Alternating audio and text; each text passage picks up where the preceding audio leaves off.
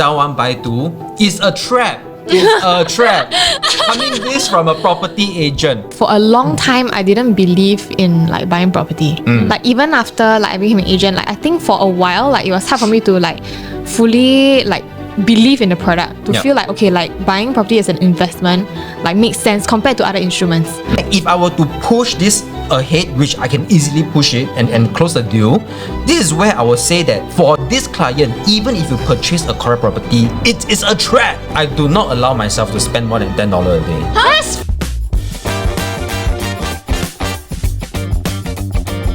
Alright, welcome back to another episode of It's Team Charlie's podcast. And the main thing about this podcast is that we are a bunch of realtors who come together to discuss everything and anything about real estate. And of course, this podcast itself, we focus on being extremely unfiltered and raw. So all our opinions are, like based on our years of experience being in the industry, but we're also not afraid to share a little bit more controversial topics and things that perhaps other agents may not share with you about. Okay, so today's podcast will be talking about a very interesting topic. It's about selling HDB. Two options. So selling HDB, buying condo, or should you sell one, buy two, which is a very common thing that a lot of people are talking about in the market today. So if you're an investor, or even if you're an own-stay buyer looking at using real estate as part of your asset investment portfolio, then stay tuned for this episode. All right, so let's do a quick self-introduction. Maybe Kaylin, you can share about yourself and like your fun fact.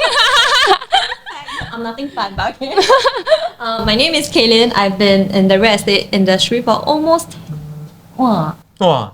No, Lao no, liao. no. Kaylin is a 20, veteran. Kaylin is a veteran. 2012, 2013, I got my license. Guys, if you search Kaylin on the web, I think you can find her old home tour videos. Where got 2012? I'm still studying, sorry. 2016, 2017, I got my license. Today is... You are like... This year is 2026. That's almost 10 years already. Almost, Okay, we'll not celebrate there. for you. We'll celebrate for you. Guys, go and find Kaylin's old home tour video. She very cute and she do the power shot angle.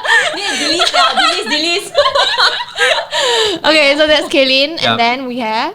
Me, I'm Alfred. So I'm in this industry for 4 years now. So prior to this, I'm a lifesaver. Huh? Yeah, you Yeah. You like like... one. Because I'm a licensed nurse. I didn't know this I'm we a are licensed improving our nurse. relationship. Licensed nurse. So I can always do a CPR for you if you need to. That's disgusting. Wait,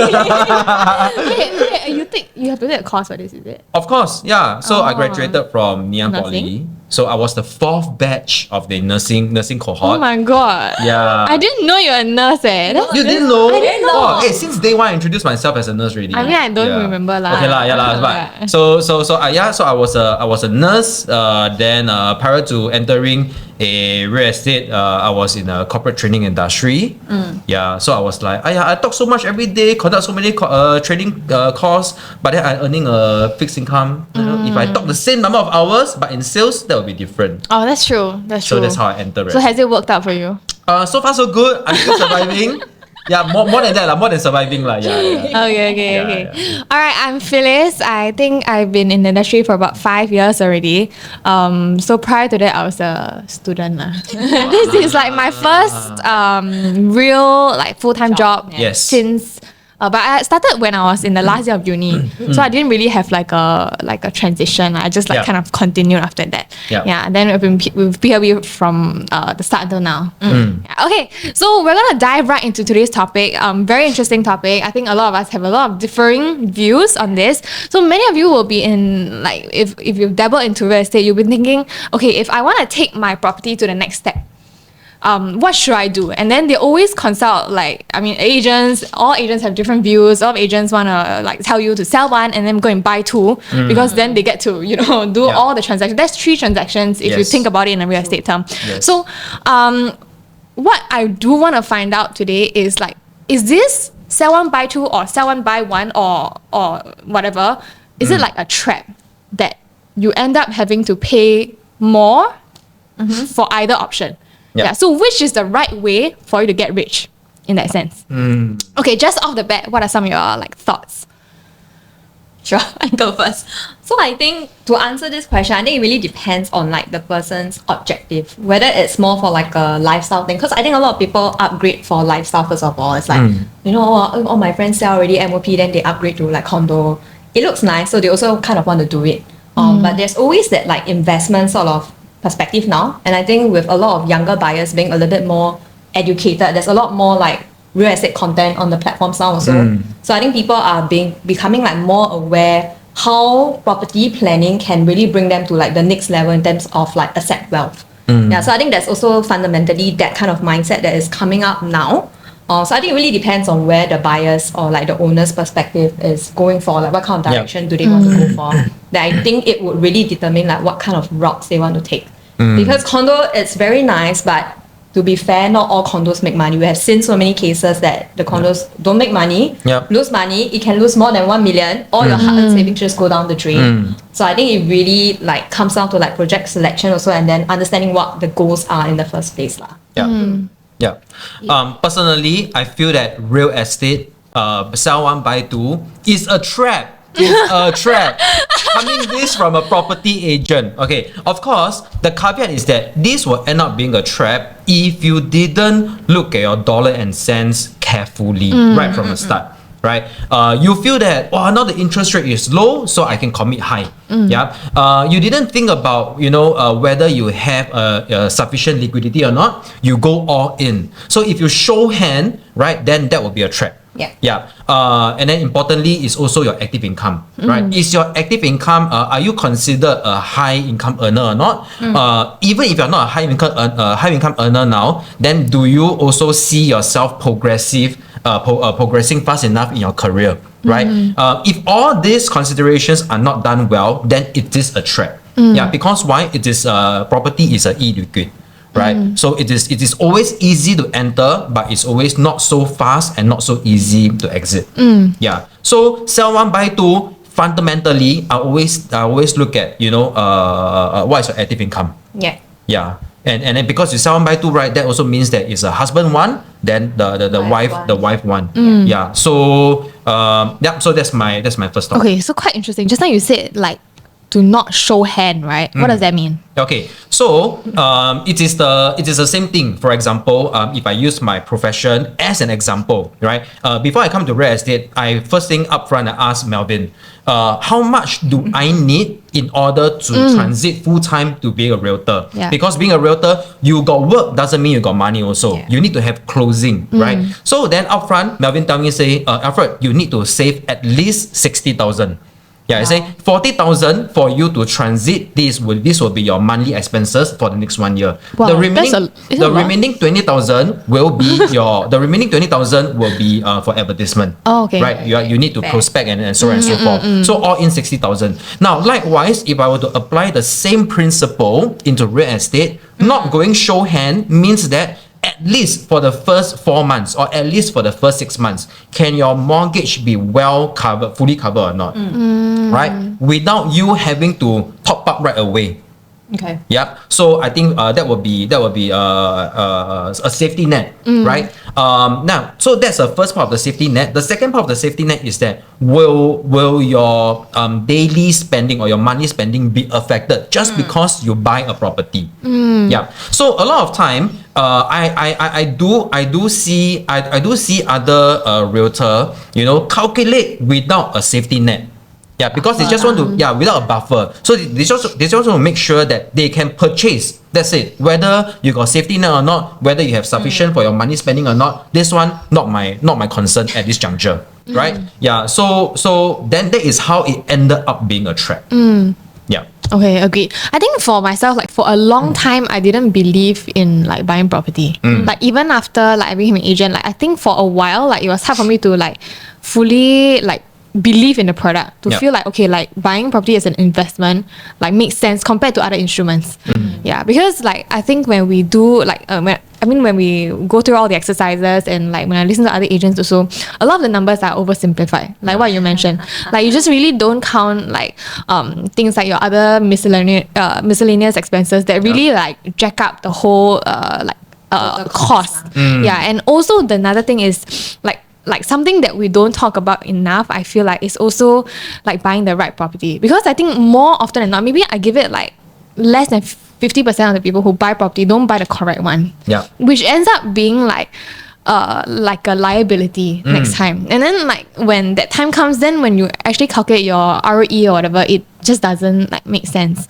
Yeah, until the point where like for me the turning point was like when like a family member like own self bought something and then it made sense. But I think it's a very slim chance lah. Like you really have to like do a lot of your homework and all that and really calculate exactly how much. And even then it was only like one part of their investment portfolio. Like the rest of it was but this is like for diversification. Yeah. Okay, so let's talk about the two different options. First option, sell HDB and then buy condo. So this is the most straightforward one, which is, let's say when you're a normal couple, maybe you BTO, you resale at the start, and then after that you sell your HDB upon your 5 years MOP, and then you proceed to buying into a resale condo or a new launch condo or whatever lah. Okay, so this is the most straightforward clear-cut case. Okay, what do you guys think in terms of this? Is it possible to like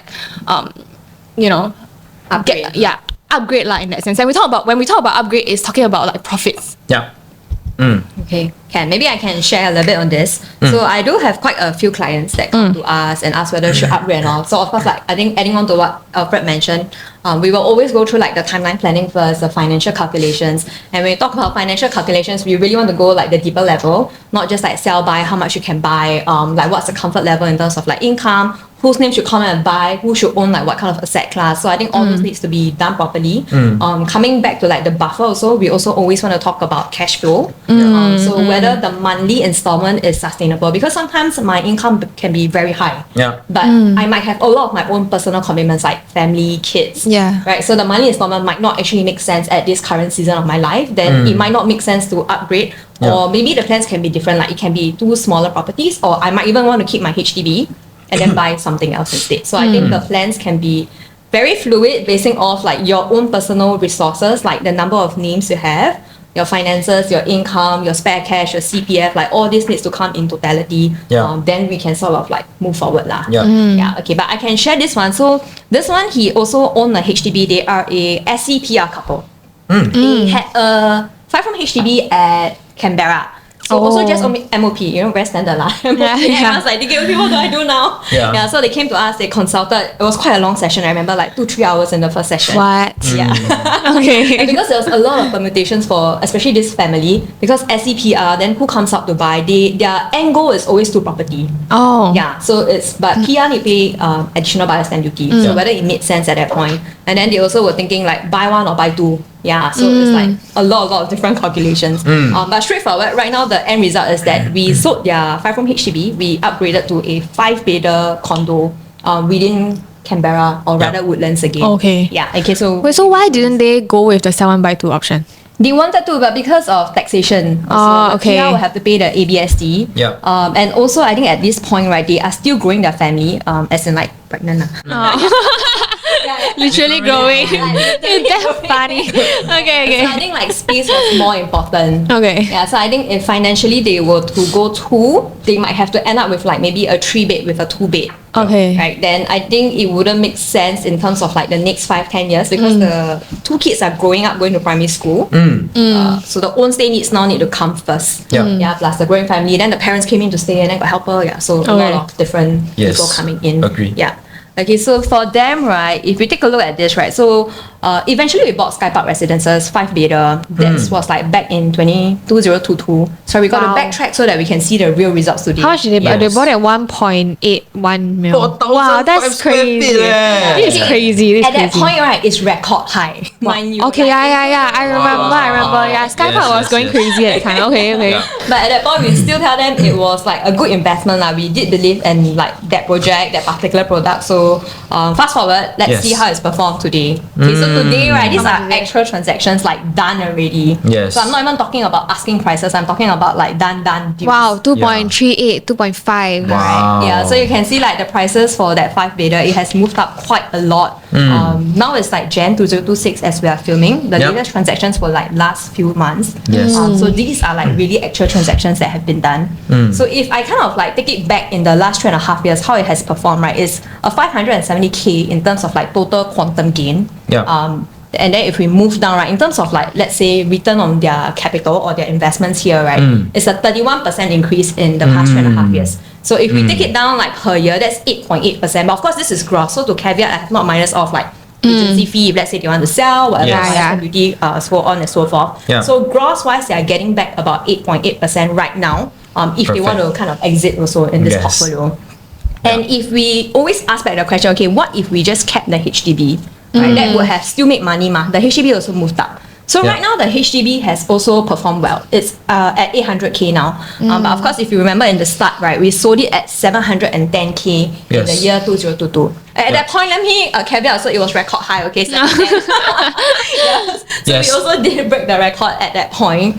Fast forward, it still made money. So HDB, if you kept it, you will still see like 90k in terms of paper gain, 3.4% in terms of per annum growth. Yeah. Right. So of course, I think if we kind of just put them together, it is quite clear that in this portfolio, the condo return on investments perform much better than the Yes. HDB. Yeah. Right. So they could have kept their HDB, still earned that 3.4% gross. Yeah. Maybe 90k in terms of quantum gain. But because I think they were daring enough, they were confident enough in what they were doing in their portfolio, they managed to increase the total returns up to 8.8% gross. So I think that's like the goal for a lot of young owners if they kind of Yes. want to do this upgrading. I think that's like the results that we want to see. It's like not just upgrading for the sake of lifestyle, but making sure that the numbers make sense, because ultimately you are the one paying the money installment. Yes.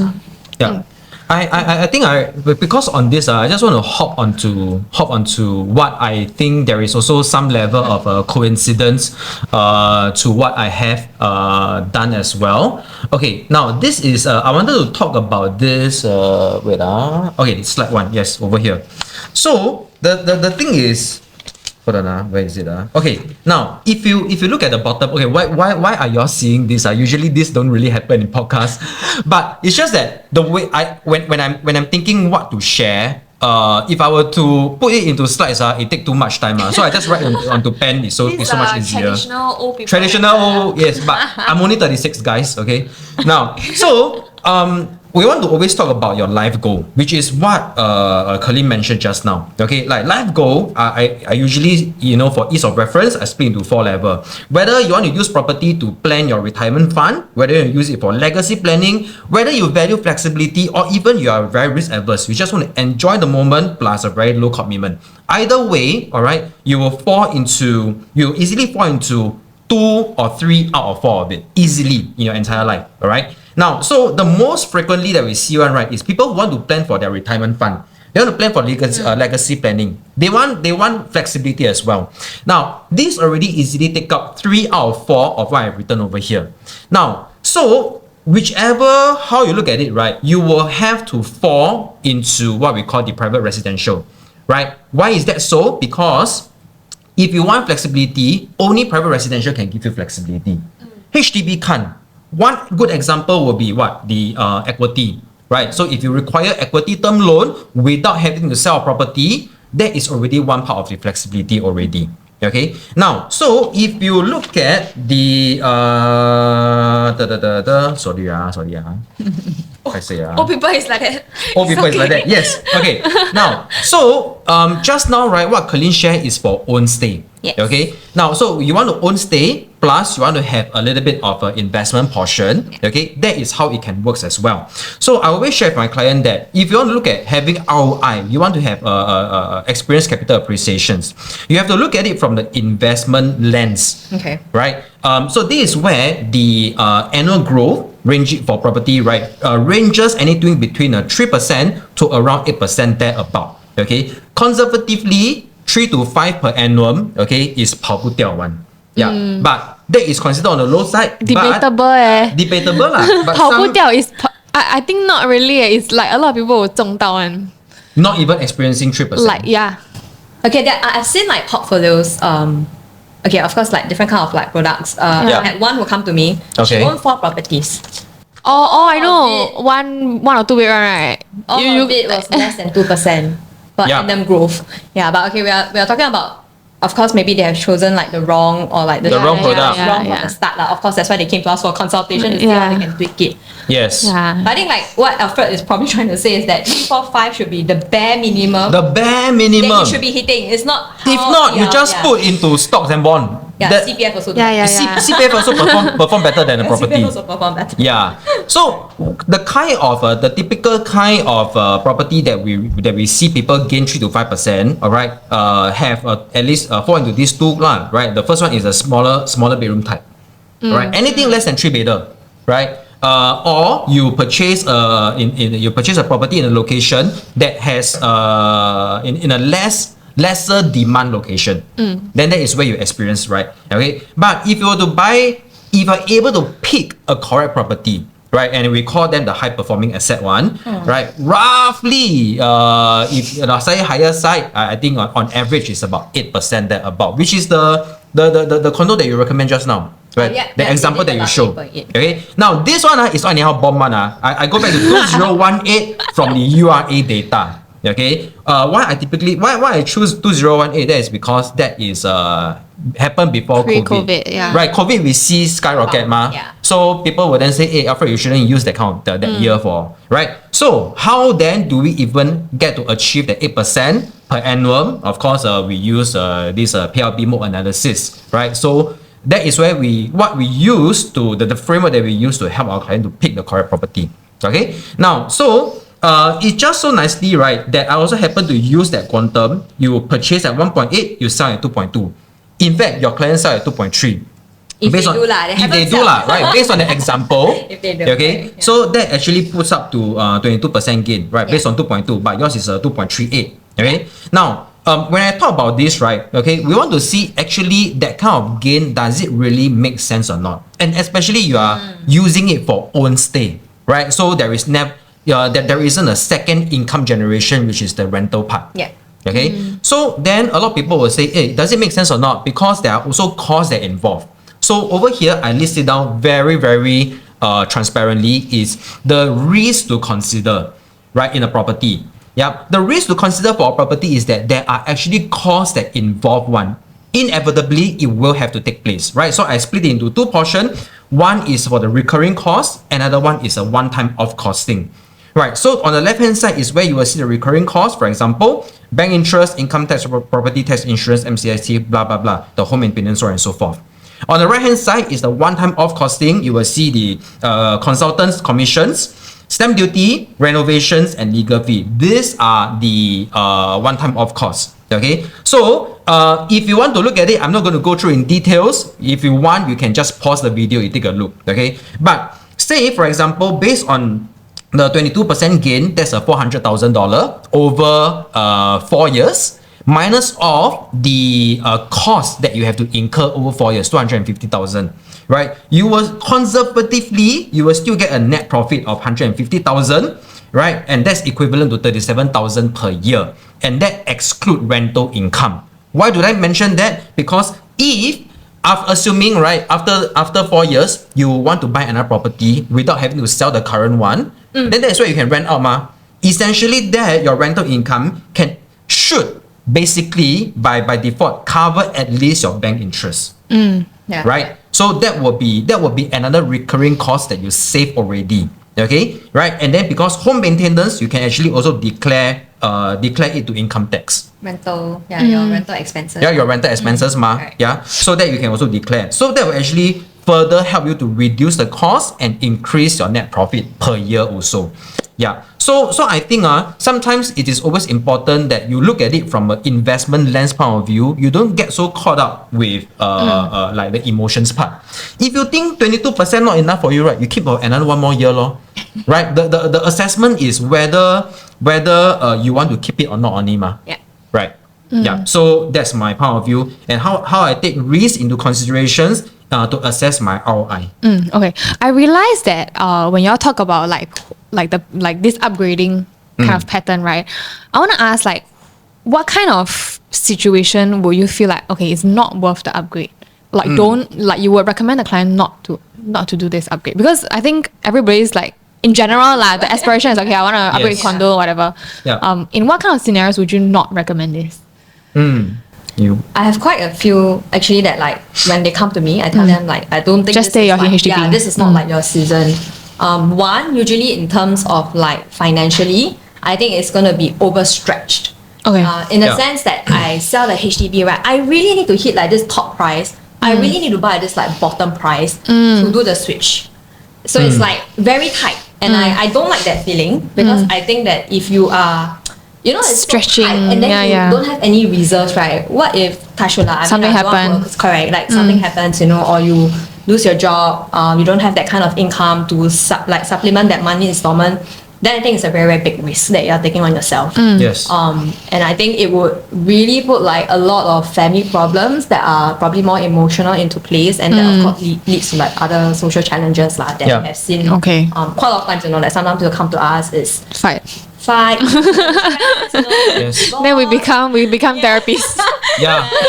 Right. So I think that's like one case I always tell them, like I don't think maybe this is your season, like unless you are like 100% sure you can make this work. Okay. Yes. Like you are comfortable, then we pull the trigger for you. Okay. Because it's not doesn't make sense. Or like money installment.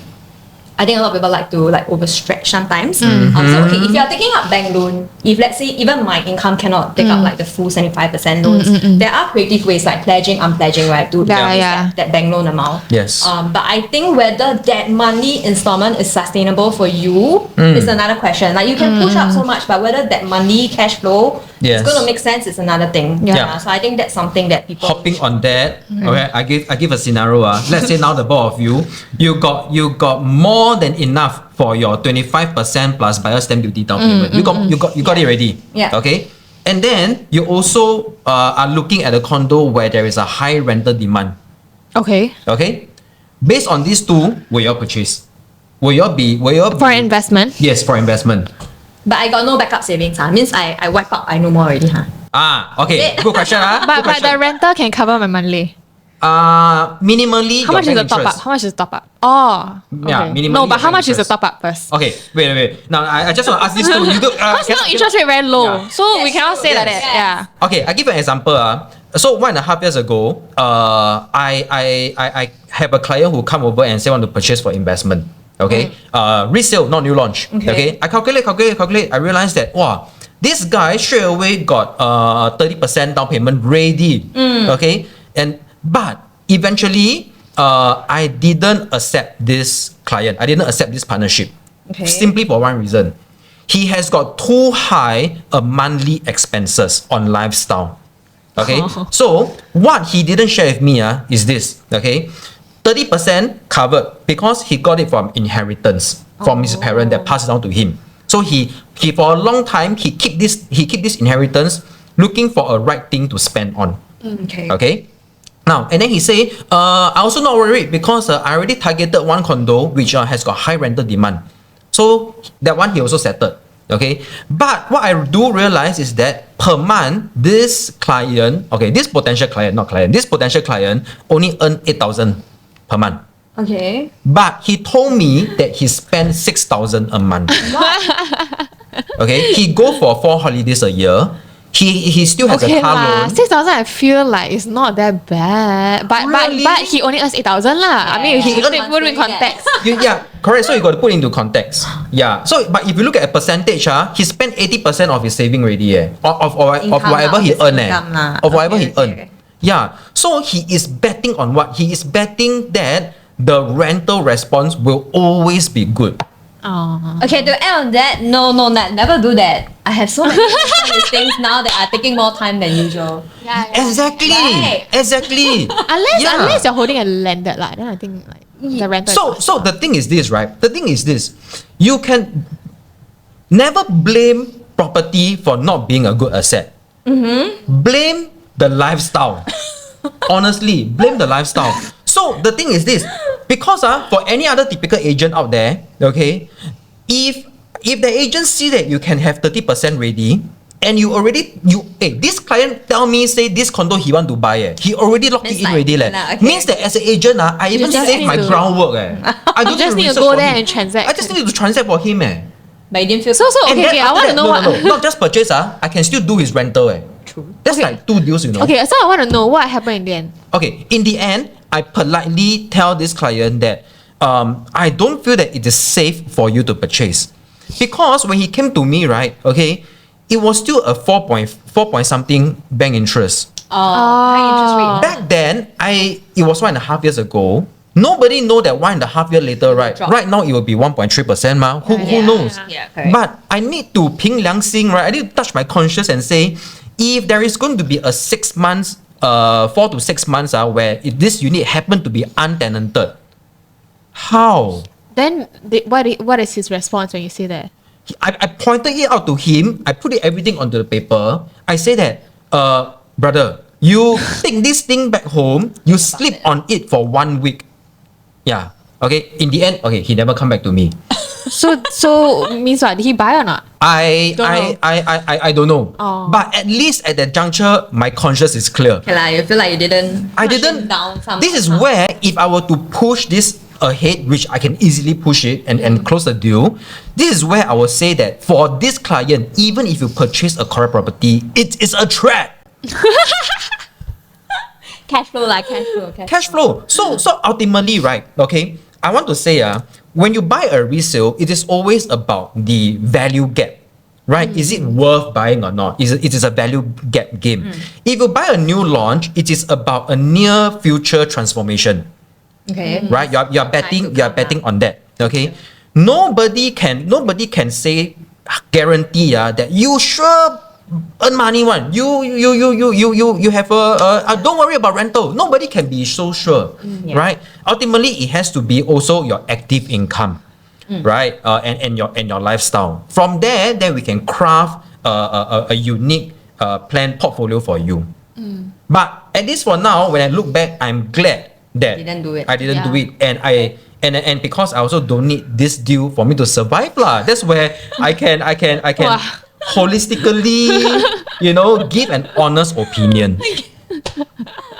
Okay, so you don't need to close this deal.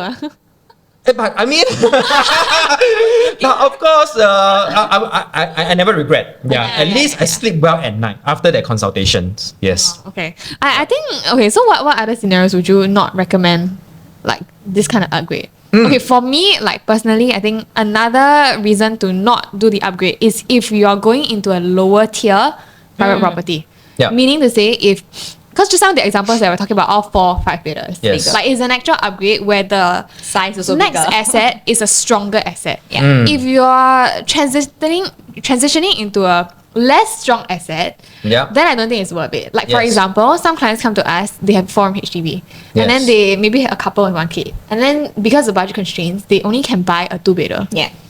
Then in that kind of scenario, you guys face clients like this before, Yes. right? They just want to upgrade Plenty. because That's one. they want a private property. Yes. They like, I think private is the way to go, whatever, which is Yes. true. But Yeah. if you're buying into a category or bedroom type that's not correct, then eventually the net result is also not ideal. lah. Yes. Yeah.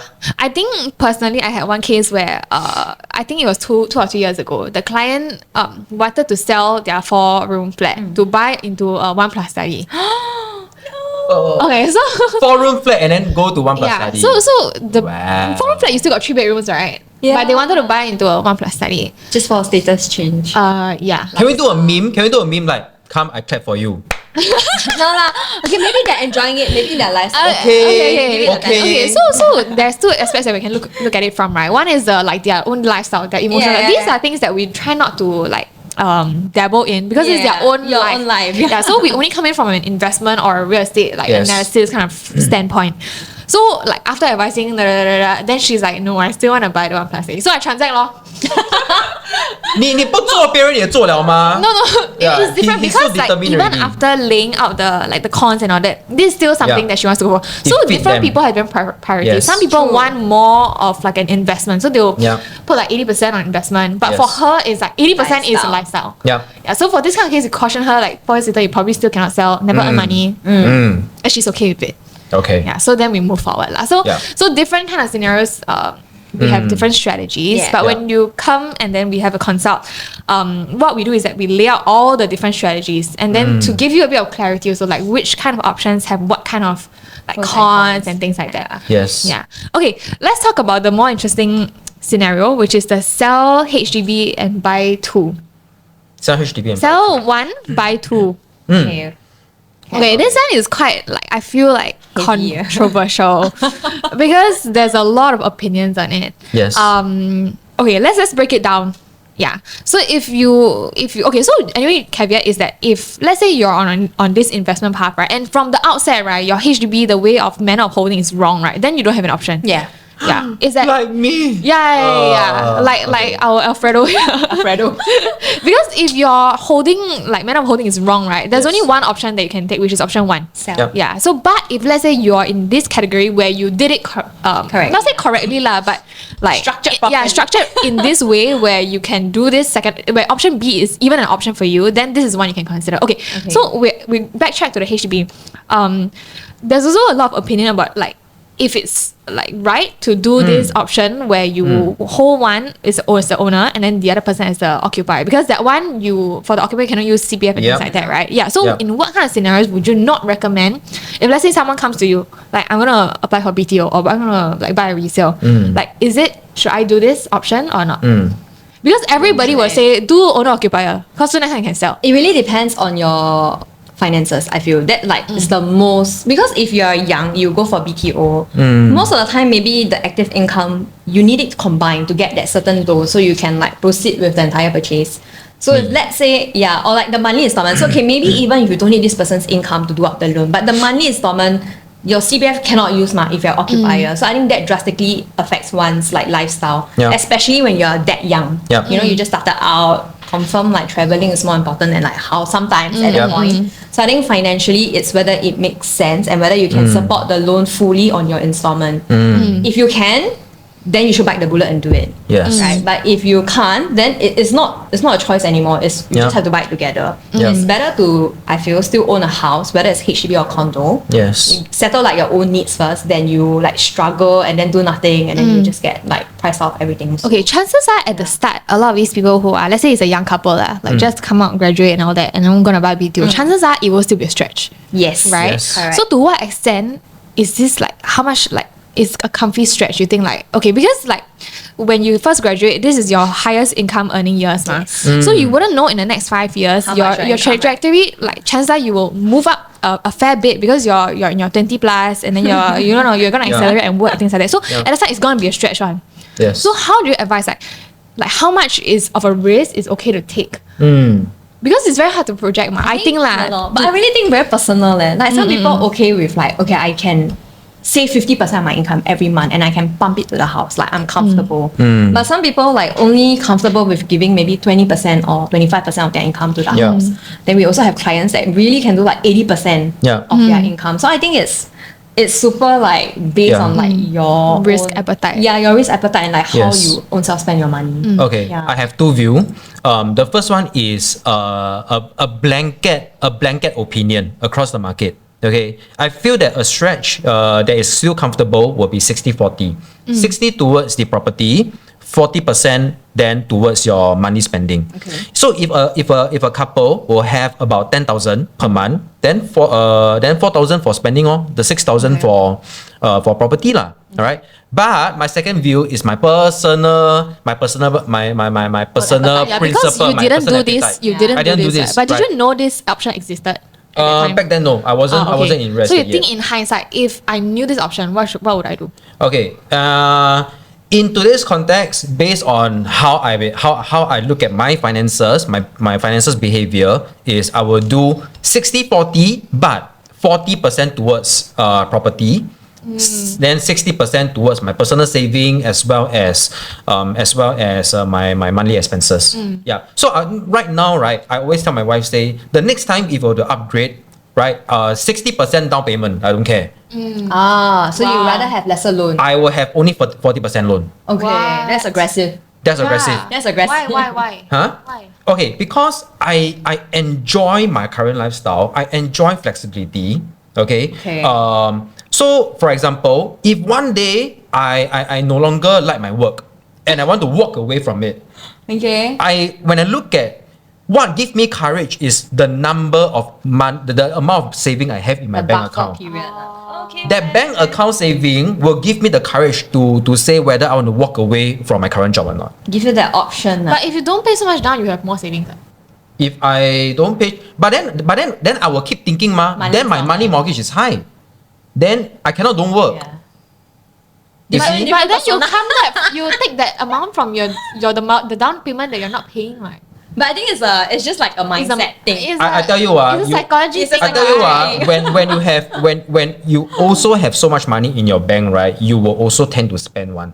Personal practice. Okay, Okay, like, that's me also. but for me, I save aggressively. A good one. I It's a save. good habit. No matter what kind of commission that come in, right? Non-negotiable. 50% always go back to saving first. Hey, what? Wow, that's My saving will come first. But let's say you get a 40k commission, then you spend 20k. 20k to non-negotiable saving. Then the remaining 20k I will split into several things. Well, he's quite disciplined. Like what? Like what?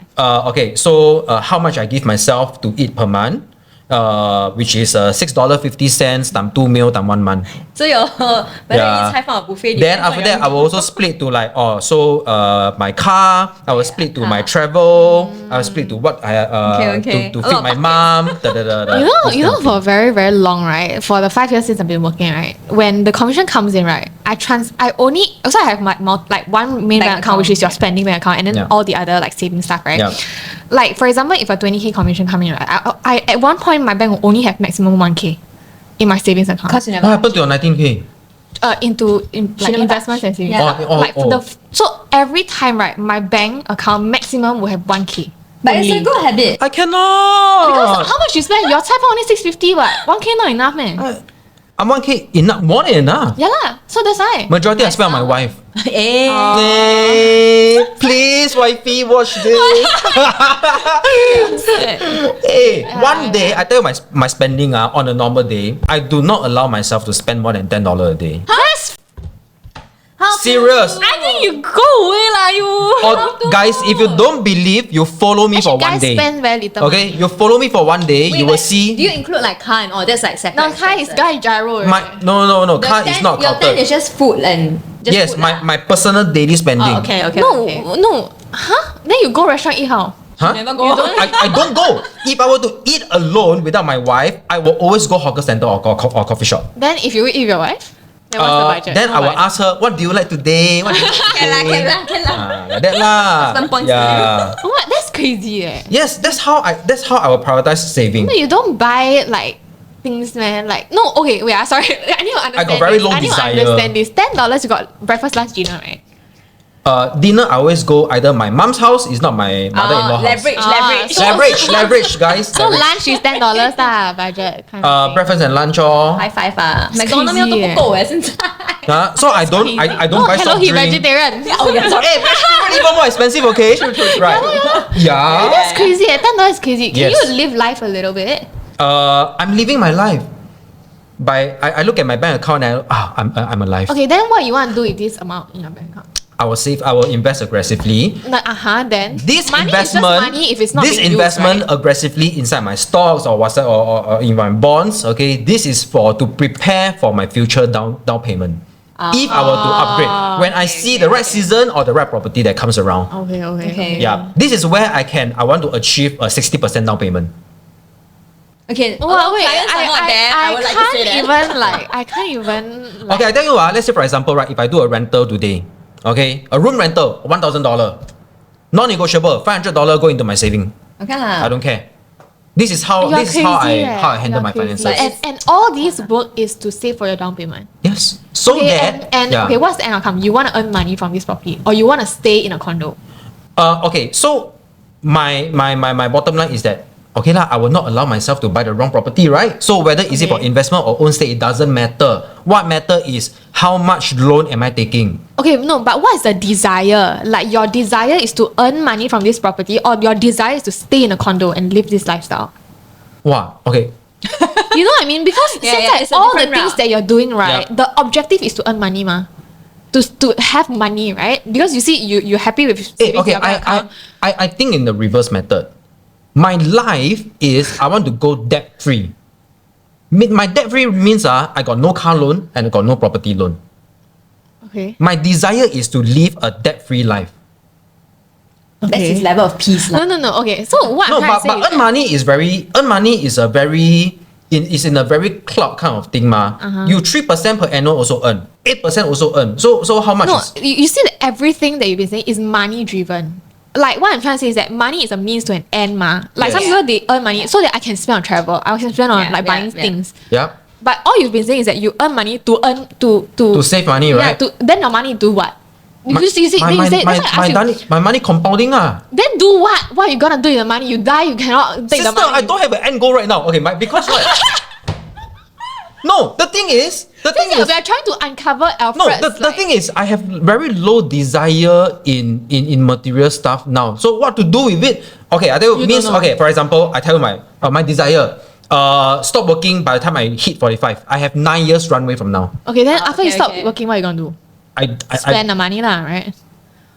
I don't know. Maybe You see, you understand what I'm saying, right? You understand what I'm saying? yes, I will spend. Okay, so you see, recently I just discussed with John.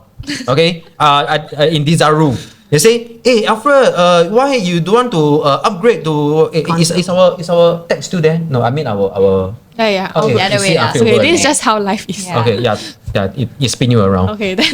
Okay, so I discussed with John. So I tell John, say, oh, currently I only have this. I pay how much per for my mortgage. I pay how much for my car. Then I say, hey, so low You can upgrade to a condo and whatsoever. Then after that, right? Okay. Anyway, our end goal is this.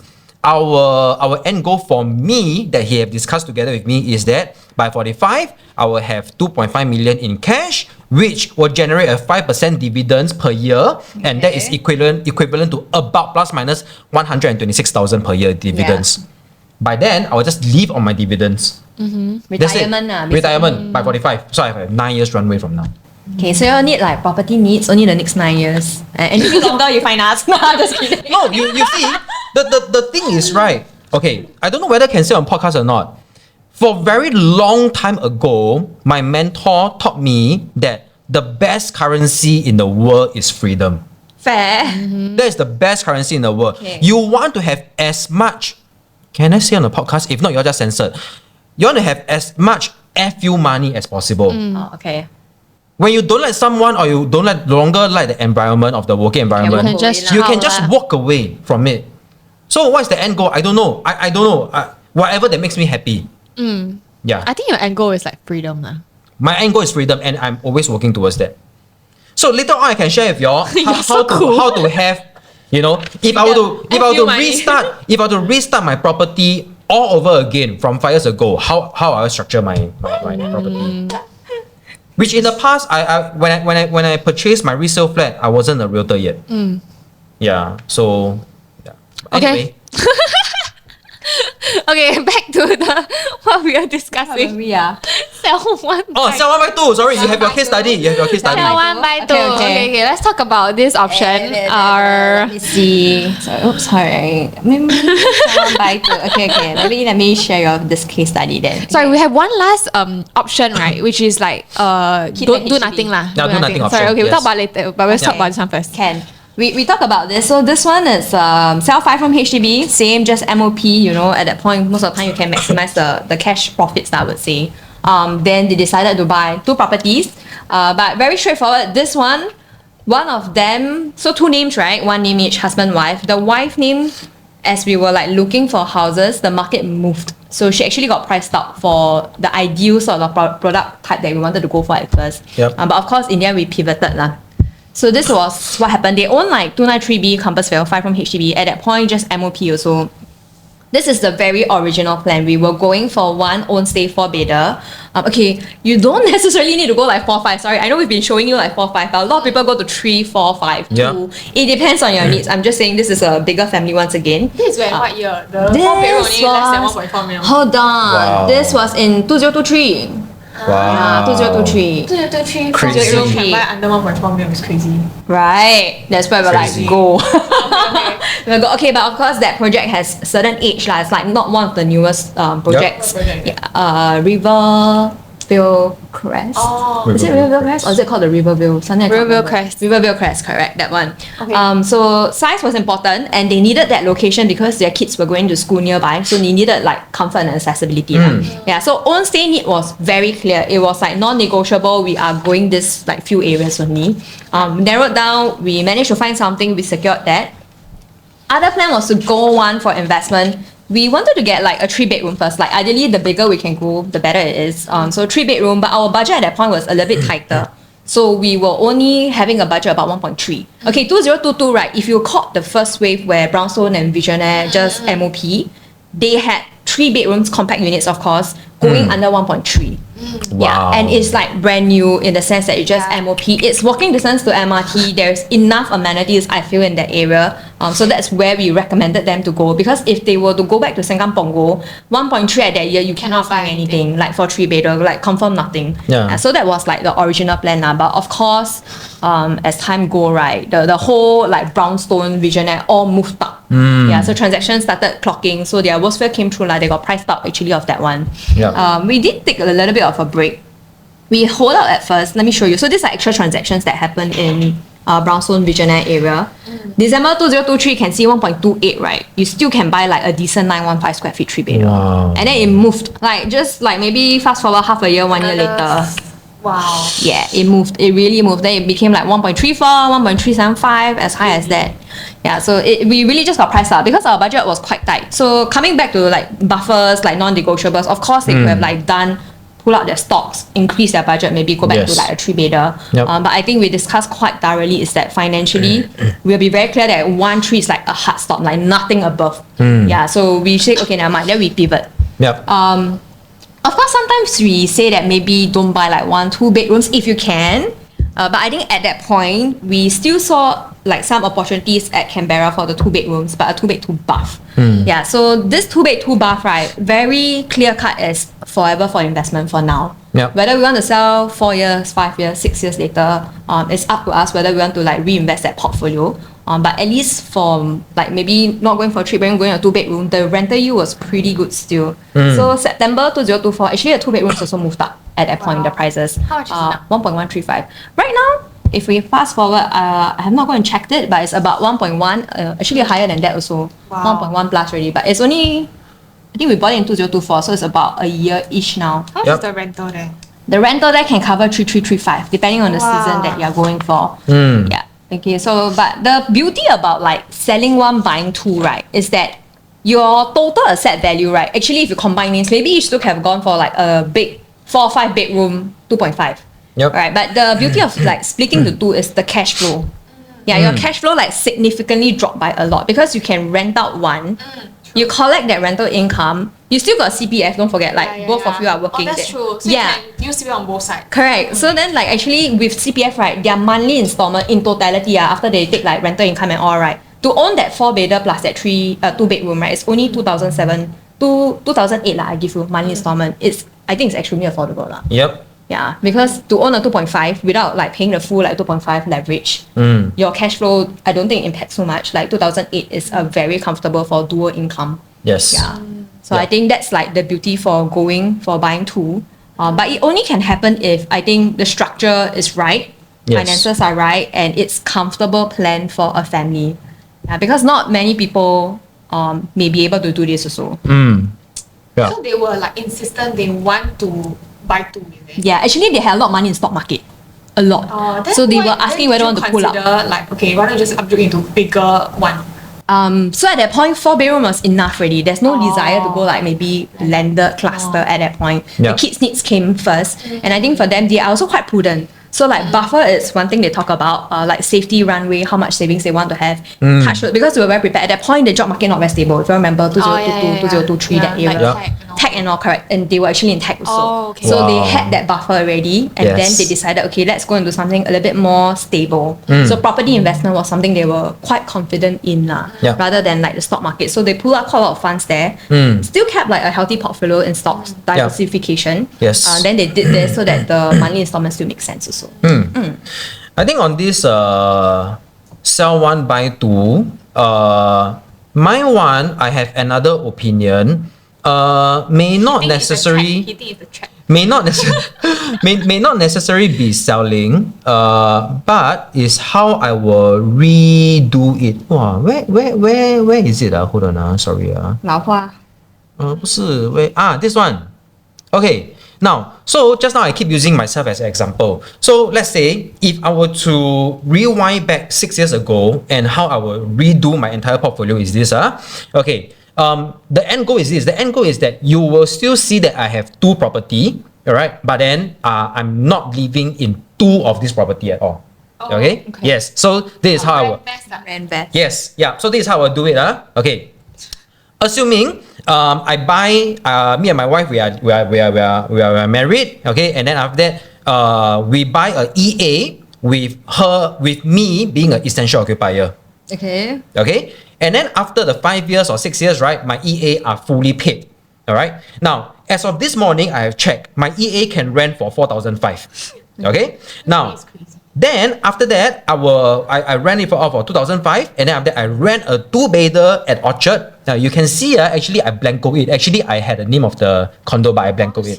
Okay, later I tell you. Okay, so a 2-bedder at Orchard for 6,000. What later you tell me again? Stop. Okay, then.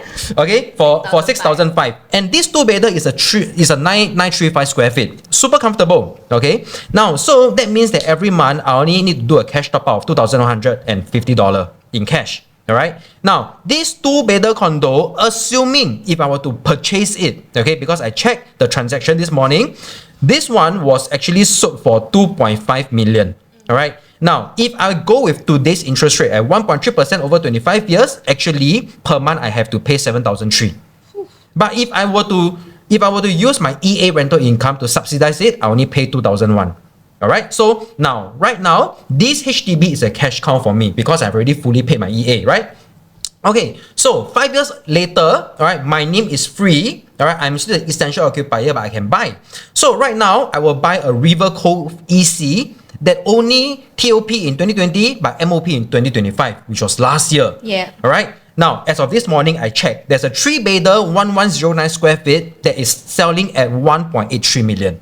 Yes. Okay, 1.83 million. So I purchased already. I rent it out. All right. This is also transacted. 4,500 per month. Okay. Now, if I were to net it off because of assuming the MCSC is $300, I still take 4,200. All right. Now, my monthly mortgage at 1.3 over 25 years is a 5,300. So I only do a cash top up of 1,001. So this is my cash top up towards my own property at River Cove. Yeah. So right now, my wife have a fully paid EA. I have a EC that is only newly MOP. Okay. Now, so if I were to add it up together, all right, my monthly cash payment for my River Cove plus my rental top up is only 3,001. And I get to stay in a 2-bedder Orchard of 935 square feet. If I were to add up my utility and Wi-Fi another $150, then This is crazy. my monthly payment of cash is only at 3,500 versus I purchased the 2-bedder at Orchard versus 7,300. Okay? So that is a cash saving or whatsoever saving that you think about it. All right, is at 3,800. You're crazy. So you see. Wait, sorry. Okay, carry on. So you see over here, you will see 3 property, a fully owned, a fully paid EA, and then after that a newly MOP EC, and then I get to live my lifestyle. 2-bedder at Orchard 935. Okay, but I want to caveat this works because you are just a couple, Okay. right? So Yeah. if maybe someone who has kids, Yes. 3 kids, But think about it, Okay, I'm okay. Right now, right, people sell away the HDB and then they buy a condo, right? They easily pay CPF plus cash combined, right? Already 6,000 plus already. yeah. Mine is half leh. Half. Okay. This one I think okay because you can rent a bigger one. Yeah, but you have to factor that back again. Okay, now realistically, what I didn't say is this. Property I tax. haven't add up this thing, okay? Now, just now I say 3,500 per month, right? Yeah. Okay. Now, so what is happening right now with my EA is this, okay? Last year, by up to now, I'm still paying my monthly mortgage of 1,400, ladies. And Wait, then, this is and your then real house. You are not saying EA. I stay EA. Okay, carry Okay, but on. not fully paid. That's the Okay, thing. Okay. Now, so right now I pay 1,400 per month. You will still earn, okay because my interest is 1.8. I signed for 5 years. Oh. In December last year, I just refinanced. lucky. Okay, 1.35 for 3 damn years. lucky. So right now my monthly mortgage is 1,300. Think about this, Okay, everyone look at this, So now I spend 3,500 in cash per month, right? Yes. If I still have outstanding loan, True. You I still, add it's another still- 1,300. It's only 4,800 versus you buy an Orchard 2-bedder, you pay 7,300. Which one is still more worth it? Even if I outstanding loan, not fully paid EA, it's still worth it. How much is the outstanding loan at your HDB? Right now, 300,000 exactly. Fully pay ah. Huh? So how much is it? 300,000. He can fully pay already. No lah, you should keep the money for your down payment. I can, but then I put it in stock, compounding for my future down Very payment. disciplined. The next Warren Buffett. This is very crazy. Look at this. Okay, so Just cheat now, sheet, cheat sheet. now this guys, you can screenshot this entire thing, okay? Because this is my mistake that you can avoid. Okay, because back then when I purchased my EA, I didn't know about this thing called essential occupier. I think until today, not a lot of people know. And actually. back then, based when we purchased our flat, okay, I was only earning 3,500 per month. So honestly, like what Colleen mentioned, I need to combine with my wife in order to have a higher loan. Yeah. Right? So no choice. But right now, you see a lot of youngsters, right? Okay, they graduate super high income already, honestly. 5,000, 6,000. Right, crypto, they have the foresight, whatnot. Alright, but right now I think the younger generation, they have a lot of potential, they have high income, to be honest. So they can afford to take this route, which is actually a good route. So I have one more route, but later on I will see find a right time to share. Wait, but why you don't want to sell this EA? Okay, right now this EA, I'm paying very comfortably at 1,300 a month, and then I'm saving up for my future down payment, which I want to down pay 60% as I mentioned. And right now this size is super comfortable, 1,500, just me and my wife, and we don't plan to have kids. Lifestyle. So lifestyle. Yeah. But fully pay, I think This is it's very personal good, choice. Yeah. So I have one more route, Yeah. but later on I see how Phyllis bring us in the conversations that I will share. This is my Okay, but when I look at this personally, I think this is an option that I will also do. Except like I won't fully pay lah, but Yeah. like I will always keep a HDB if I can. But Yeah. I mean now if I can reverse my time back to when I was 20 years old, Yep. and I can BTO, right, I will have BTO. Like Oh. during uni or whatever. If I Yes. could have BTO, I would have BTO. So remember what she said. She will have BTO at 20. So this is where I will link to my plan later on. Alright. I will have BTO, and then I'll keep the HDB. Or okay, if now right, my current scenario, if let's say I'm like maybe 4 years ago, 21, Yeah. then I start working already, then I got some money, I will buy like a EM resale condo, and then I'll just keep it as a cash out. Because to me, right, HDB is not like a wealth generator, but it's a Passive income. no, it's like a cash cow. yeah, but in another terms, I think it's like a shock absorber for Yeah. me. Because if I have another property like a condo or whatever, anything happen to that condo, right, I can always go back to my HDB to stay. Yeah, True. it's Yes. like no matter what happens to the market, I feel like the HDB prices will always like be a little bit more It's a safe haven. like controlled. Yeah. Like it'll be a little bit less like crazy Speculative, compared to yeah. condo one. Yeah. So to me, it's a shock absorber. Like if anything happens to my life Yeah. as a shock or to the market as a shock, I can Yeah. go back to this HDB. Yes. Yeah, that's my thought. Yes, that's right. Fair. Fully agree. Unless you are the person Unless who purchased. I have you money, then Yeah, exactly. Okay, come. You want to say your thing? Okay, so just now Phyllis say, right, she will BTO if she were to rewind back the time, right? Okay, now this is where I will not BTO, okay? Now let me show you my plan. But before that, right, Colleen, can you show us your flip one, you flip how many cycle that one? Okay.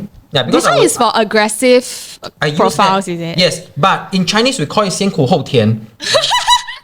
It's Yeah, true. it's true. 先苦后甜. Do I sound very old? No, Okay, 先苦后甜 one. this concept, right? Yes. Is a very traditional concept. I think now Yes. that we're in 2026, people are a little bit more want to live life. Yes. Yeah, so I think it's I fully lifestyle. agree. Yeah, I as fully in agree. like I think the younger generation now like feel like they don't want to struggle and then not live life Yeah. because Yes. you never know when like Yes. it's gonna happen. Yes. Yeah, Correct. imagine me like And that's why I craft both plan. You can have 先苦后甜, or you can have a lifestyle, whichever you want, right? Now, but for some of our audiences who are willing to 先苦后甜 one, right? Okay, I will just bring you through this cycle, right? That what Colleen prepared. Yeah. Okay, age 30 to 50, how you grow your property asset value from 500,000 to 8 million. Okay, so remember this. Okay, remember this, and then I will bring you to my this ultimate one. Okay, now this one is you retire with a HDB. Okay, meaning to say, right from the start, your first property, you never go the BTO route. All right. At age 30, you purchase a property at 500,000. Okay, all the way for the next 20 years, you grow your property asset until 2 million. All right. So you private all the way, and then once you reach 50 years old, once you hit your 8 million property asset, you sell everything. Once you sell everything, in today's context, all right, you have to rent for 7 years. Rent for 7 years, I will explain to you why. Because in today's context, in order for you to go from private to BTO, you have a 30 months wait-out period, and that's 2.5 years. Yes.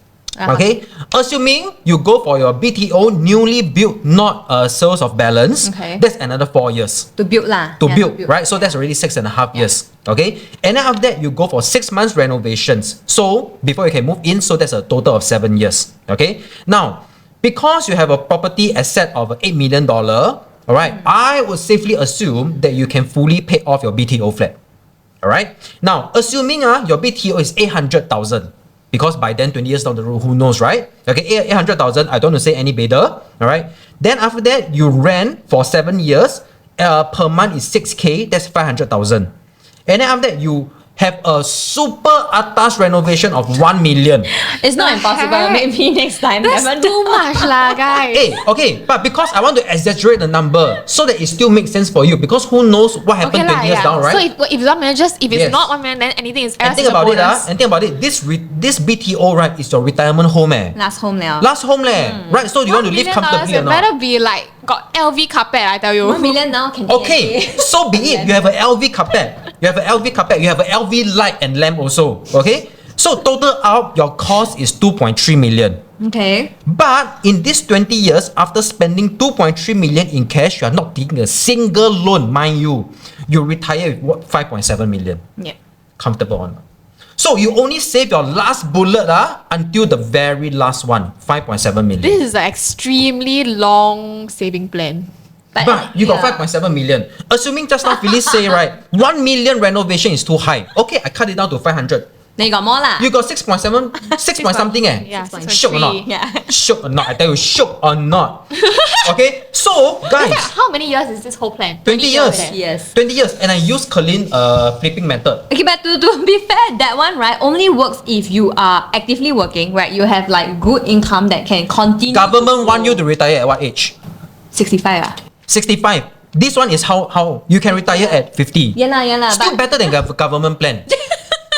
But of course, you need to be like actively working. Your income needs to be growing too. And all your flips need to be correct. Correct. Yeah. Guys, think about this. This one is not sell one buy two. This one is you Own one. own one all the way. Yeah. You flip every 5 years. Yeah. So meaning to say, right, you and your wife can have combined loan. And that ease the pressure among the both of you also. 500 to 8 million. The only difference is that I save the BTO until the very last. Okay. Think about it. What is my goal? My financial behavior is that I want a debt-free life. Actually, this is my goal. To be debt free. I can see you and Sean doing No, that. What's the goal? So many Sean.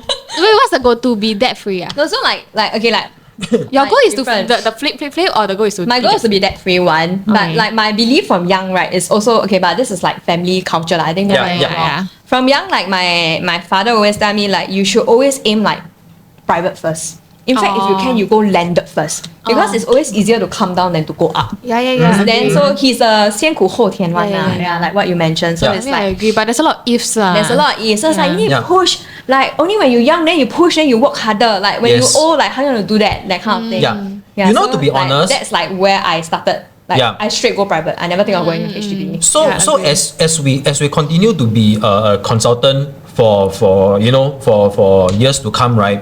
What we are now normally see in the younger generation is 3 no. No property, no vehicle, no marriage, or no children. Huh?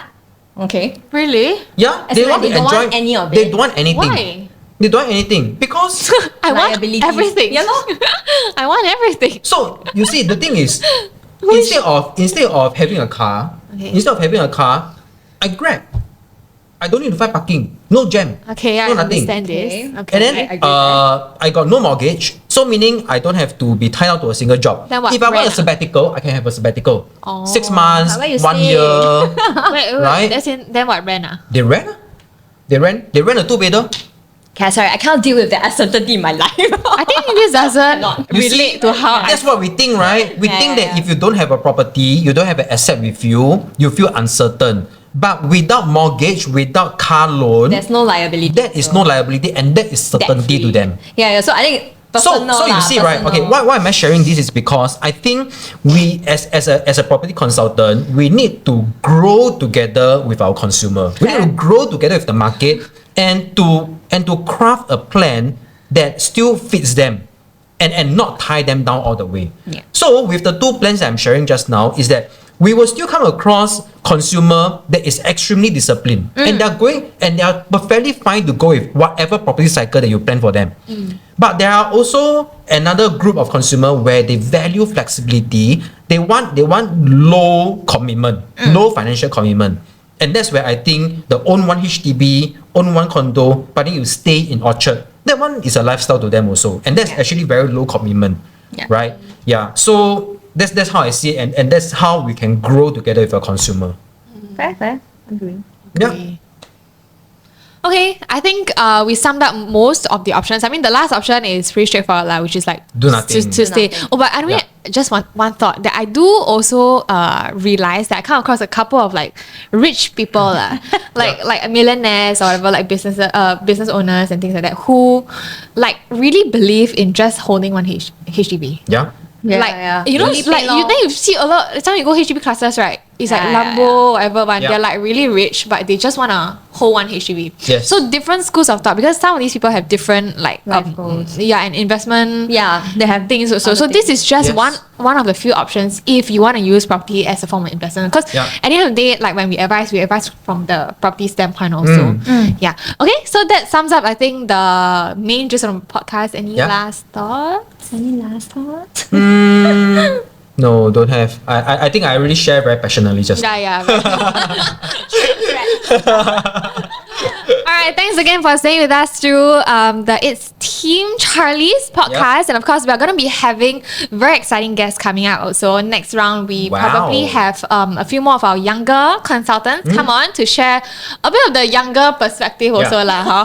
Yeah. And in future, you can also look forward to us having some of the very exciting guests coming in from the landed builder industry also. So we can chat a lot more about landed properties then. Yeah. Okay, so till then, see you in the next one. Bye-bye. Bye.